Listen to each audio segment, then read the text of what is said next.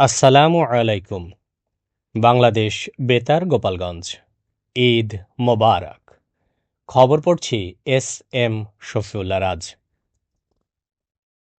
গোপালগঞ্জে পবিত্র ঈদুল ফিতরের প্রধান জামাত আজ সকাল ৮টায় কেন্দ্রীয় কোর্ট মসজিদ ও কেন্দ্রীয় মডেল মসজিদে অনুষ্ঠিত হয়েছে। প্রতিকূল আবহাওয়ার কারণে পূর্ব নির্ধারিত কেন্দ্রীয় পৌর ঈদগাহ ময়দানের পরিবর্তে এই ব্যবস্থা গ্রহণ করা হয়েছে। এছাড়াও সকাল ৮:৩০ থেকে ৯টার মধ্যে জেলার বিভিন্ন মসজিদে পর্যায়ক্রমে ঈদের জামাত অনুষ্ঠিত হয়েছে। একই সঙ্গে মাদারীপুর, কাশিয়ানী, কোটালীপাড়া ও টুঙ্গিপাড়া উপজেলাতেও একাধিক ঈদের জামাত অনুষ্ঠিত হয়। এদিকে মাদারীপুরে পবিত্র ঈদুল ফিতরের প্রধান জামাত অনুষ্ঠিত হয়েছে আজ সকাল ৭:৩০টায় কেন্দ্রীয় পৌর ঈদগাহ ময়দানে। এতে ইমামতি করেন মাওলানা মাহমুদুল হাসান। একই স্থানে ঈদের দ্বিতীয় জামাত অনুষ্ঠিত হয়েছে সকাল ৮:৩০টায়। এতে ইমামতি করেন মাওলানা হাবিবুল্লাহ।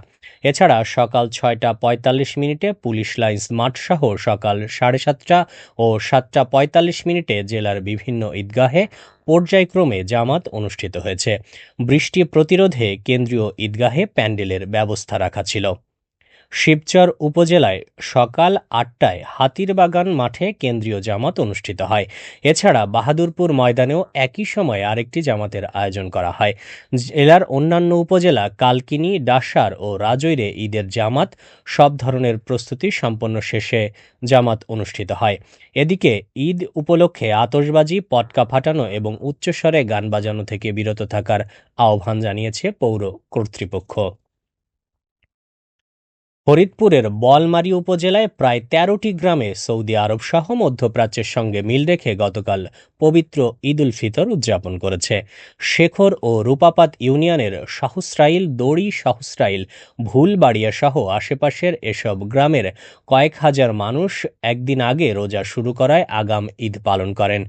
দীর্ঘদিন ধরে তারা এ প্রথা অনুসরণ করে আসছেন। স্থানীয় বাসিন্দারা জানান, দীর্ঘদিন ধরে তারা মধ্যপ্রাচ্যের সঙ্গে মিল রেখে রোজা ও ঈদ উদযাপন করে আসছেন। মসজিদে ইমামসহ স্থানীয় প্রতিনিধিরা জানিয়েছেন, উপজেলার কিছু গ্রামে আগাম ঈদ উদযাপন করা হলেও অন্যান্যরা দেশের নির্ধারিত সময় অনুযায়ী ঈদের জামাজ আদায় করবেন। মাদারীপুরের ডাসার উপজেলায় পবিত্র ঈদুল ফিতরের আনন্দ ভাগাভাগি করতে প্রধানমন্ত্রীর ত্রাণ কল্যাণ তহবিল থেকে অসহায় ও দুস্থ মানুষের মাঝে নগদ অর্থ বিতরণ করা হয়েছে। গতকাল সকালে সংসদ সদস্য আনিসুর রহমান খোকন তালুকদার নিজ বাসভবনে এ সহায়তা প্রদান করেন। স্থানীয় নেতাকর্মীরা জানান, তহবিলের এই উদ্যোগে ৫টি ইউনিয়নের হতদরিদ্র পরিবারগুলো ঈদের আনন্দ উপভোগের সুযোগ পেয়েছে। অনুষ্ঠানে স্থানীয় রাজনৈতিক নেতৃবৃন্দ ও দলীয় নেতাকর্মীরা উপস্থিত ছিলেন। মাদারীপুরের রাজৈরে পিকআপ ও ট্রাকের মুখোমুখি সংঘর্ষে ২ শিশুসহ অন্তত ৮ জন গুরুতর আহত হয়েছেন। গতকাল সকালে ঢাকা-বরিশাল মহাসড়কের রাজৈর বাসস্ট্যান্ড এলাকায় এ দুর্ঘটনা ঘটে। পুলিশ জানায়, ঢাকা থেকে পিকআপে করে একটি পরিবার বরিশালের দিকে যাচ্ছিল।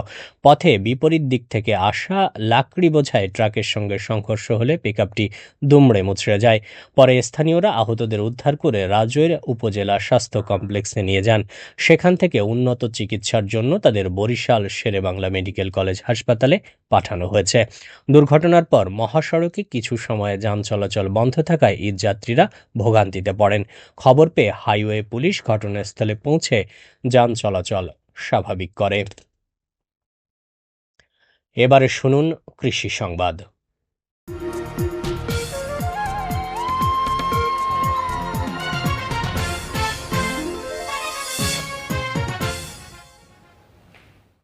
গোপালগঞ্জে চলতি অর্থবছরে ১৯ হেক্টর জমিতে তিসি চাষের লক্ষ্যমাত্রা নির্ধারণ করা হয়েছে, যার হেক্টর প্রতি ১.২ মেট্রিক টন হিসেবে মোট ২১.২৮ মেট্রিক টন তিসি উৎপাদনের পরিকল্পনা গ্রহণ করা হয়েছে। কৃষি বিভাগ জানায়, সঠিক ব্যবস্থাপনা ও পরিচর্যা নিশ্চিত করলে এই লক্ষ্য পূরণ করা সম্ভব। জেলার কৃষকরা আশা করছেন, তিসি চাষ বৃদ্ধি পেলে তাদের আয়েও ইতিবাচক প্রভাব পড়বে। এদিকে কৃষি বিভাগ চাষিদের যথাযথ প্রযুক্তি ও তথ্য দেওয়ার মাধ্যমে উৎপাদন বাড়াতে সহায়তা করবে। সবশেষে আবহাওয়া।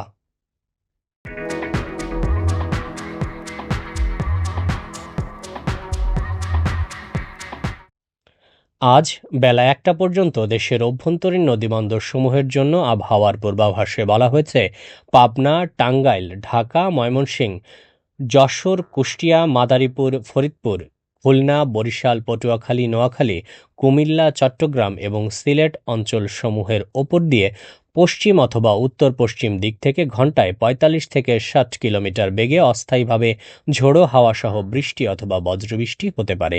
এসব এলাকার নদীবন্দরসমূহকে ১ নম্বর নৌ হুঁশিয়ারি সংকেত দেখাতে বলা হয়েছে। খবর শেষ হলো। আমাদের পরবর্তী খবর প্রচারিত হবে সকাল ১১টা ৩০ মিনিটে বাংলায়।